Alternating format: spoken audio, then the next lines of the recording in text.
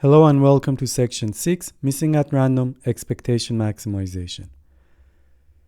We talked about how to deal with missing values when they're happening at the parents of a node of interest, when we want to learn the parameters of that node.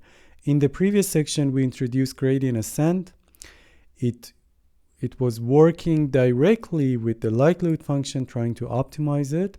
Here we want to introduce a totally different method, which is based on imputing the missing values with some appropriate values.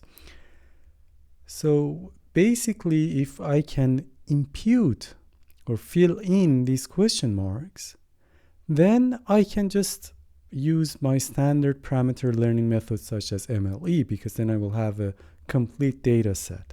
So I will start from here, I will impute them, I will have my full data set, and then I will just estimate any parameter that I want using the MLE techniques. But how to impute these missing values? It doesn't make sense to impute randomly, especially for the completely hidden variables. It doesn't make sense either to impute by some default value, because this can introduce a bias in the data and in turn in the estimated parameters. A good idea is to estimate the missing values by using the observed ones. So they can give us the pattern of how the missing values could look like. Expectation maximization, EM, is an iterative method for doing so. At each iteration, it performs two tasks. First, estimating the values of the unobserved variables, and second, learning the parameters from the resulting complete data set. So we go from estimating the unobserved into estimating the parameters iteratively. Okay? Using this estimated parameters, we can again try to estimate the unobserved values and so on. Let's see the method directly in an example. Back to our problem, the COVID problem. We saw this in the previous lecture. We want to do the same thing. We want to estimate the parameter theta of F1 condition on C0. Having fever condition on that the person does not have COVID. So for fully observable data, we can easily use the MLE in this form. But imagine that we have a partially observed data set, again, two instances. This time, the pattern of the missing values is different. We have two missing values on social distancing and COVID in the first instance, and mask and COVID in the second instance. Okay, so we also have one initial guess for our parameters. This may look similar to the gradient ascent case. We have listed them in this table here. Okay, so we want to fill in these missing values and then from there use the MLE formula to estimate our parameters. Okay, so how to do that? So for the first instance, we have two missing values. We need to determine the value of D and C, social distancing and COVID. So either of these four cases can happen, but we don't know which one is the true hidden value. So what can we do? Well, we still can determine the chances of each case given the observed values M1 and F0 and the current parameters. So how can I do that? Well, P of D and C conditioned on the observed variables in the first instance is basically conditioned on M1 and F0 and of course theta, and this can be decomposed according to the Bayesian network. So I can write this probability as the conditional probability as the probability of D and C and M1 and F0 divided by P of M1 and F0. And the first one, which is the probability of all of the variables, can be easily decomposed according to this Bayesian network. Again, similar to the previous section, P of M1 times P of social distancing times P of COVID condition on M and D times P of F condition on its parent, which is COVID. The same in the denominator, just that it has to be marginalized over D and C so that we get only P of M1 and F0. So how can I calculate this? For your convenience, I'm just going to do this D0 and C0 in detail with the table provided. So how to calculate P of D0 and C0 using this formula? Well, each part in the denominator I can calculate. I have P of M1 according to the table we had in the previous slide. It's 0.7. And then P of D, it should be D0. So I only have D1, theta D1 in my table. So this will be 1 minus 0.7, which is 0.3. Then I will have P of C0 condition on M1 and D. So it will be 1 minus this again. And then I will have P of F0 condition on C. Again, it's 1 minus this term because I have F1 condition on C0. So it will be 0.7. And then if I calculate all of these possibilities over D and C, I will get the total value of 0.28 in the denominator. And this will be equal to this value. Similarly, I can calculate all the other three possibilities, and you can check that they add up to 1 because they're all possible cases of D and C. Okay, so now I have the probabilities or the chances for each of these cases. What should I do with them? Well, I will extend my data set. I will just use all of them. So in the first instance, that is the one I'm working with, D and C are not observed. I will just plug in all these four values there. So the first case is C0, D0, okay, D0, C1, D1, C0, and D1, C1. And then I will put a weight. So the weight of the first one, the chances of this first instance happening is 0.46. For the second, 0.02, and so on. So I'm basically extending my data set with these possible values for my hidden variables. And because they have to add up to 1, I will assign a weight so that they do add up to 1, but also it's clear which one is more probable. Okay, so I will have my new data set. Now I will move to filling in the next, the hidden values in the next instance, exactly as before. So how to do this one? Well, again, I have four possibilities for M and C that are not observed here. And again, I can calculate the probability or the chances of each of those cases. Similar to the previous case, I can use my Bayesian network to decompose, and I can use the table to calculate each of these probabilities. I will end up with these four possible values. Now, what to do with these values? Well, I just fill in the data set. I extended it. I will do the same thing here for this instance. I will put them here with the associated weights that I obtained from my calculations. Okay, so I will end up with this extended table which is fully observable, but I just have the weights. Now what should I do? Well, quite simple. I just use the MLE technique. The same way as I used to apply to a fully observed data set.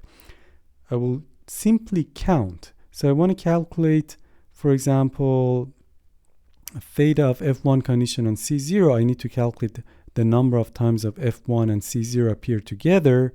I do it in the same way as I did for MLEs. How many times F1 and C0 appear together? 2 times. I want to put 2 here, but just note that I have also weights.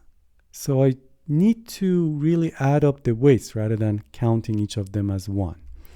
Okay, so I will write this weight plus this other weight, and this will be my count. This is the only difference compared to the previous application of MLE for the fully observed data set. We have weights here. Similarly, I can calculate the probability, the number of times of C0, 1, 2, 3, 4, but just again, not to count and get 4 there, but to add up these 4 numbers, and then I will get 1.82.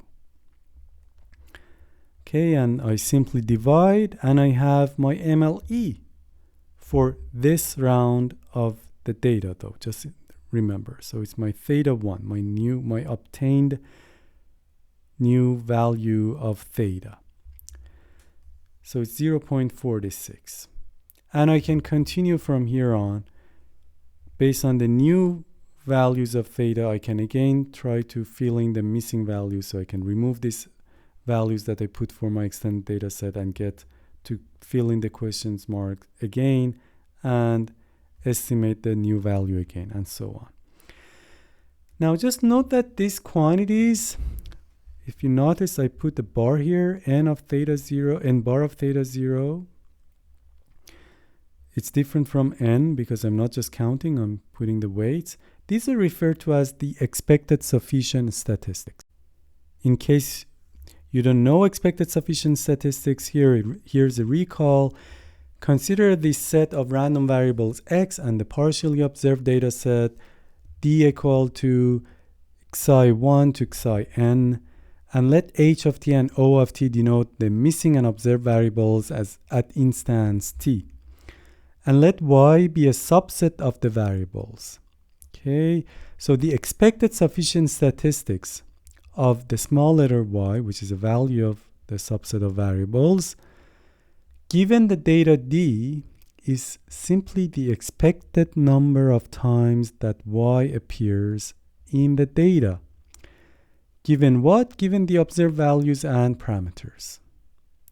So it's denoted as n bar of theta of y. This is to emphasize that it's given the parameters theta. It's equal to the summation over the data instances 1 to n, but we incorporate the hidden values h of t so that we can have this written in this form. I have this term, which is the instance eligibility to be counted, and this term, which is the instance weight. So psi of h of t is the augmented instance t that additionally includes the hidden variables h of t. We define the observed instances as xi1 to xin. Here it's augmented. Psi h of t of y, this notation, which is used here, returns the values of y at the augmented instance t.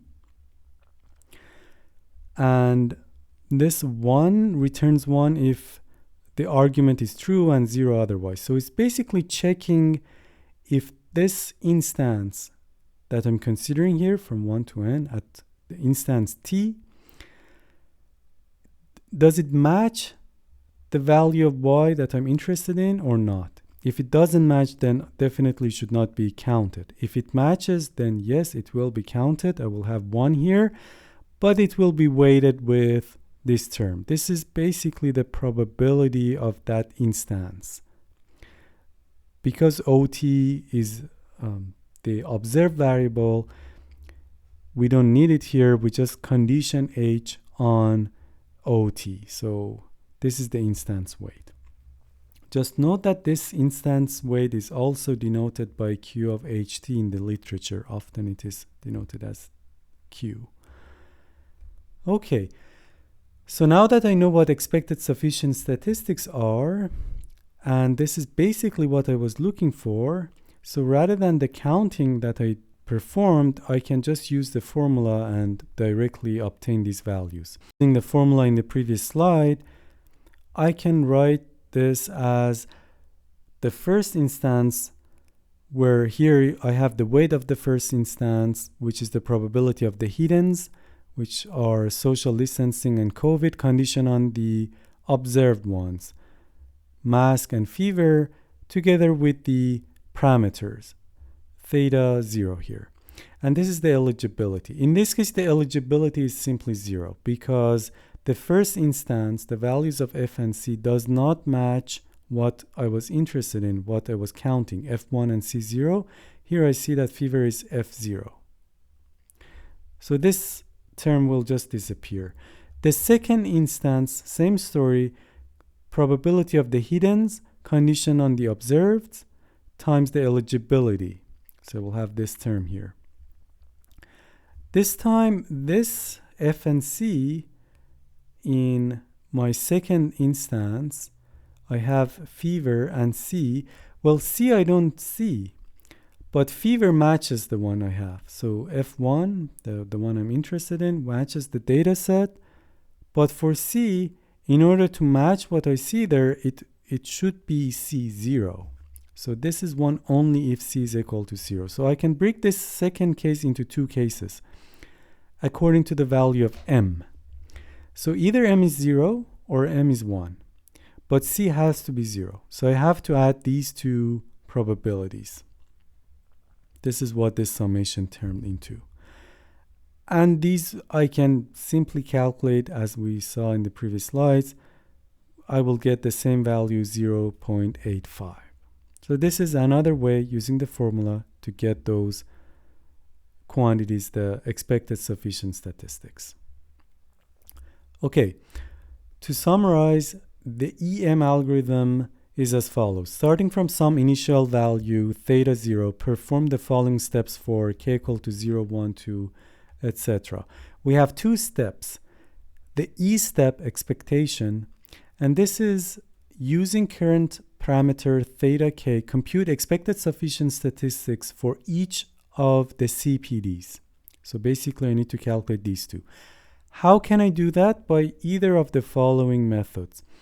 The first one is to extend the data set. First, filling the missing values by extending the data set and finding the probabilities of each possible assignment to the hidden variables given the observed variables. So I just put all possibilities instead of the missing values, and then I assign the weights. How? I calculate the weights from the probabilities. And second, sum the weights of the instances that match X and parents of X, or just parents of X, if I'm calculating this one, to get these expected sufficient statistics. So this is approach 1, as we saw in the example. Approach 2 is to just use directly the formula. N bar theta of X and parents of X. It's just the same as what we had. Same story here. I just need to put X and parents of X. I need to check if this appears in the data instance. And you can check that this term is basically what we have here. By definition, this was the expected number of times that X and parent of X appear in the data set, condition on the observed values and the parameter, which is basically summing over the probabilities that X and parents of X happen, condition on the observed instance and the parameter. So you may use either of them, whatever you're more comfortable with. And then this one is just obtained from the previous one by marginalizing over X. So this will be the E step. Whatever method you want to use, you just need to calculate the expected sufficient statistics. And then I have the maximization step, the M step, where I find the next parameter theta k plus 1 compared to theta k by maximizing the likelihood. So I can use the MLE technique where I just divide the expected sufficient statistics of these two terms. Great. Concluding remarks, expectation maximization. One important point is that EM is guaranteed to increase the likelihood at each iteration. So the log likelihood of the k plus 1 iteration is greater than or equal to the log likelihood at the previous iteration. This means that at each iteration, I am getting one step closer to the optimal likelihood. However, this does not mean that I will reach to the global optimum. Actually, EM generally suffers from the same issues that gradient ascent does. Getting stuck at the local optimum, same story here. More specifically, as with the EM, the maximization step uses some standard estimation methods. In our case, it was MLE in the examples. So this step is quite straightforward. But the expectation step, it requires some inferences, calculating those expected sufficient statistics. The number of inferences grows exponentially with the number of variables and their parents. Okay, and this can be computationally costly, and therefore the E step is the more difficult step. And this is where approximate inference can be helpful.